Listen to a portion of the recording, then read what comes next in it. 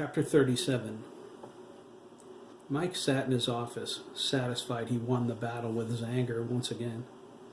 Jack wasn't the only Dougan with a bad temper. Mike endeavored to keep his in check, but when he saw Dan in the office, which was off limits to employees, especially without permission, with his pens and pencils all over the floor, Mike saw red in a multitude of shades and textures. Then Dan slammed his cell phone down like he was trying to drive it through the desk and into the floor. Mike's blood began to boil.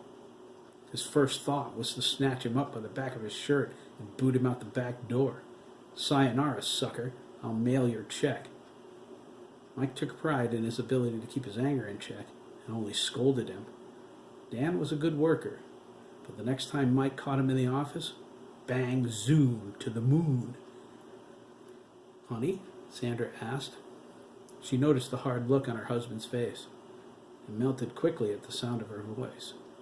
She knew he was having a rough day, and when he got up, took her into his arms and planted a sloppy kiss on her lips.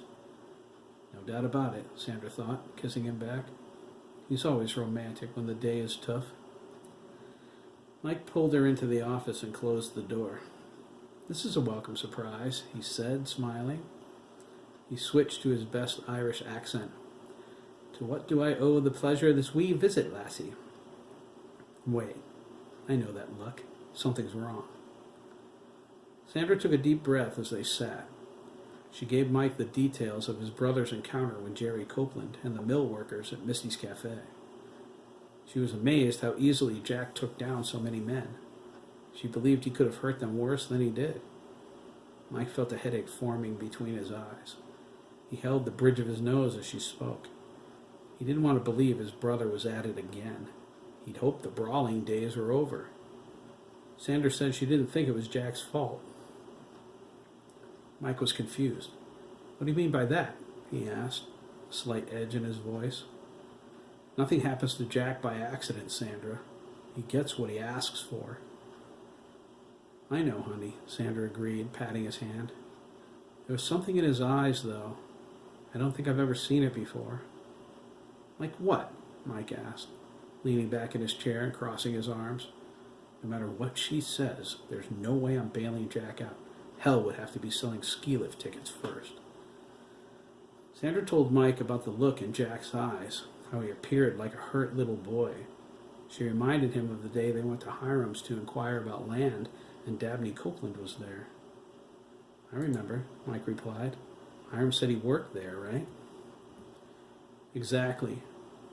Sandra said it seemed strange Dabney wore the clothes he did to work on a farm. She also thought it was odd they were clean. Mike suggested he changed before he left to go home.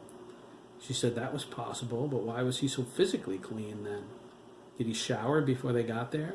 If so, why wasn't his hair wet? Sandra said she noticed Hiram's teenage employees at the farm a lot since they moved into their house. Todd O'Connor in particular, but never one adult, not to mention any women. Hiram didn't go out on dates either. He never went out, unless it was to Gibbons' garage to play poker. But his farm hands came and went at all hours of the day and night. Some even spent the night there. They couldn't be working all those times, and why would they need to sleep at the farm? "What are you saying, Sandra?" Mike asked. "Do you think Hiram's a pervert?" "I don't know what I'm saying, Mike," Sandra replied, holding her hand up. "It's just, when I looked into Jack's eyes, some pieces fell into place." "What pieces?" "Wasn't Jack a completely different person before he started working at the farm?" Mike said Jack was, but the work was such a strain on him, he became cold and arrogant. There was no way he could quit because the family needed the money. Sandra nodded. "Wasn't Jack furious any time you went near the farm? Didn't he stay over there for days, sometimes weeks on end? Didn't he seem angrier every time he came home? Wasn't he furious when he found out we were building our house on Hiram's land? What was the first thing Jack said about it?" She was getting more excited by the minute. "He called me a no-good son of a—" "Not that, you bonehead." "Oh," Mike said, trying to remember. "Oh, he said Craig was never coming to our house." "Right." Jack never said anything about Hiram being a pedophile, Mike replied. What was he going to tell Wade, Mike? Sandra asked. Dad, Hiram's molesting me? How would that go over with your dad's heart condition? Mike considered. Those pieces she mentioned were falling into place for him, too.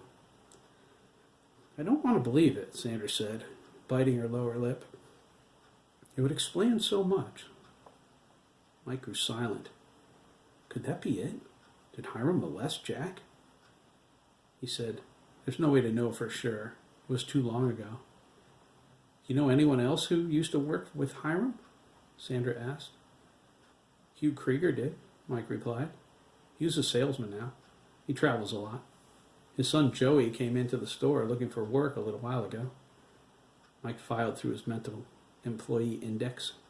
He was too young, 8th grade, I think. He continued. Arthur Kelly, a couple of guys who moved away a long time ago. Jack, of course. Jesus, guys I went to school with, like Donald Berry. Liquor store owner? Sandra asked. Mike nodded. He reminded her she wasn't in New Jersey anymore. In Connecticut, it was a package store. He continued before she could dispute him. It's funny, there are a lot of guys who worked for Hiram over the years. Roland Underwood, he owns the pharmacy now. Peter Rollins, I think, but I'm not sure. He was there before Jack, when Hiram's father was still alive, or just after. Something like that. What happened to him? Caleb Milliken? My mother told me he drowned in the manure pit one day while Hiram was at school. That's horrible, Sandra exclaimed. Agreed, Mike said. My father died right in front of me. It wasn't a pretty sight. George Skinner worked there too for a summer. We could talk to them, see if anything strange ever happened. Oh, right, Mike replied, rolling his eyes. We'll walk up to them and say, Hi, guys, how's life? By the way, did Hiram molest you 100 years ago? I don't see that happening, Sandra. We could talk to Jack, Sandra suggested. If Hiram is still molesting boys, we have to do something. What if you're wrong, honey? Mike asked, searching her face. What if Hiram isn't? An accusation like that could destroy a man, regardless of whether it's true or not. I know, Sandra replied. I see it a lot working at the station. It's nauseatingly fashionable. Boys reporting their coaches when they get cut from sports teams, wives reporting their husbands during divorce proceedings. I'm surprised anyone even bothers with kids. It's a hard accusation to disprove. Disproving it shouldn't be what it's about, Mike said. They sat in heavy silence. Sandra reached over and opened the door. What should we do, Mike? She asked. We should at least try to find out. We should choose to err on the side of caution if the kids are at risk. Mike shrugged. I don't know, babe. I could talk to Arthur. I know some of the kids that work for Hiram now. I could have a word with them. Chris McKee is one. Henry Schwartz used to. He applied here not too long ago, but he didn't want me to call Hiram for a reference. Oh? Sandra asked. That's not uncommon for teenagers, honey, Mike replied. They quit jobs on a moment's notice or get fired for stupid things. It happens a lot. I'd talk to him, Mike, Sandra said, looking at her watch. You never know. I should get Craig. Jack won't be home for a few days. Don't bother, Mike said. He smiled. He's camping out tonight with some friends. We can tell him tomorrow. Why ruin the kid's night? Craig's out with friends? Sandra asked, mirroring her husband's smile. That's the best news I've heard all day. Anyone I know? The Ramirez brothers, the McKee boys, the Sturgises, Derek Mellon. Sounds like a party to me, Sandra said. Mike laughed as he picked up the phone. He dialed Robert Bigelow's cell phone. I spoke to Craig this afternoon. He'll be all right. Sandra nodded, but an annoying fear settled in her breast. She shook it off as just nerves. Craig was too smart to get in trouble, especially with alcohol. She mouthed a quick prayer there wouldn't be any drugs. That reminds me, Sandra thought. After the day I've had, the first thing I'm doing when I get home is rolling a nice fatty and sitting on the back porch with a glass of wine. Mike smiled as his old friend answered. Bigelow. Hi, Mike, Robert said, trying to sound light. Guess you heard, huh? Yeah, Bobby, Mike replied. Sandra's here now. How's Jack? Robert told him his brother went quietly thanks to his wife. Mike looked at Sandra and told Robert she must have left that part out. Sandra blushed. Jack's in a cell, passed out, Robert said. Copeland's lawyer will have Jerry and the mill workers bailed out as soon as we're finished booking them. All reports indicate Jerry started the brawl by deliberately antagonizing Jack. Mike said, I'm glad, but that's not an excuse. Not ordinarily, Robert agreed, but Jerry went way too far. He gave one of the arresting officers a hard time, too. Oh, yeah? Mike asked. Robert said, Jack will be in court in the morning. He'll need to make bail. Copeland's lawyer insisted on pressing charges. Jack doesn't have the greatest record, but I'm going to encourage him to file counter charges when he wakes up. Jerry's also facing resisting arrest, so I think in the end all charges will be dropped. He lowered his voice confidentially. Jerry's campaign manager is on the way. Don't be surprised if he tries to contact Sandra. He knows she works for Fox. Jerry's leading the Senate race by a thread. He'll make any deal to keep this out of the news. Mike told Robert he would let his mother know about the bail. Nancy decided those things. Robert thanked him. Mike hung up, shaking his head. He had a vision of the devil wearing a snowsuit.